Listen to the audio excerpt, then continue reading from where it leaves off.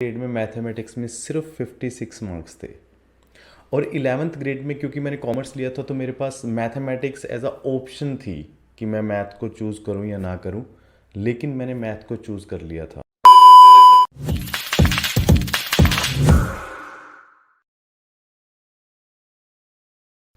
मेरे 10th grade में mathematics में सिर्फ 56 मार्क्स थे।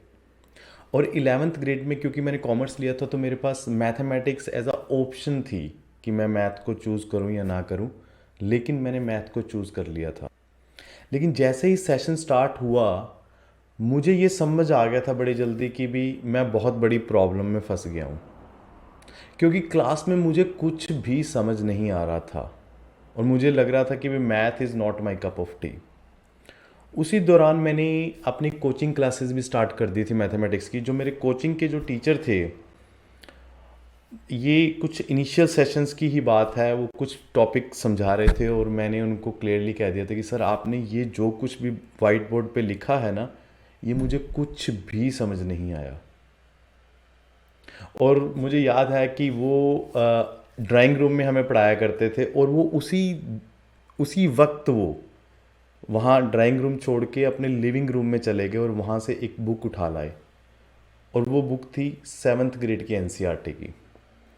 और उन्होंने मुझे क्लियरली कहा कि आपको पहले 7th ग्रेड के ये टॉपिक समझने पड़ेंगे, उसके बाद ही आप 11th ग्रेड का वो टॉपिक समझ पाएंगे।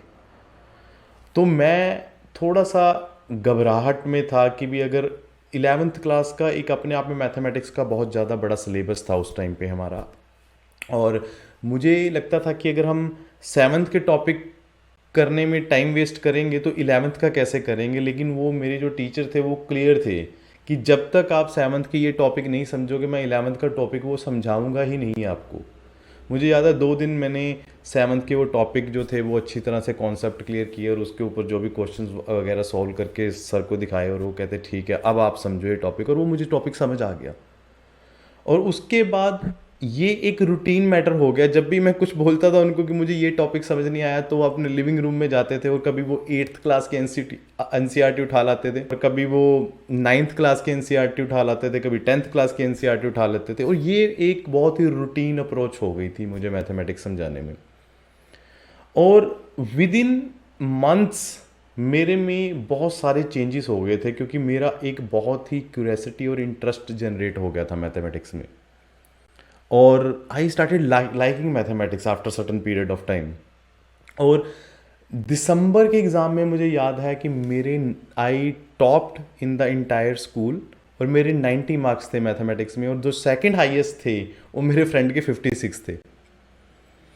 तो इस पूरे एपिसोड से मुझे एक चीज़ क्लियर हो गई, जो मैं अब फंडू ट्यूटर में बहुत ही ज़्यादा इससे कंसर्न रहता हूँ, कि समझना बहुत ज़्यादा इम्पोर्टेंट है मार्क्स टारगेट करने से भी।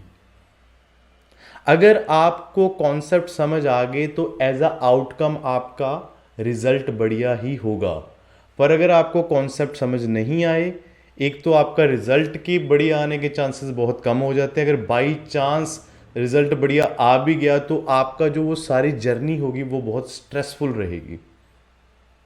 तो इसीलिए मैं टीचर्स को क्लियरली इंस्ट्रक्ट कर रखा है कि फंडो ट्यूटर के प्लेटफॉर्म के थ्रू जो भी टीचर्स पढ़ाते हैं उनको ये बता रखा कि आपने टॉपिक से दूसरे टॉपिक पे तब तक शिफ्ट नहीं करना जब तक आपको ये श्योरिटी नहीं हो जाती कि स्टूडेंट को वो टॉपिक समझ आ गया।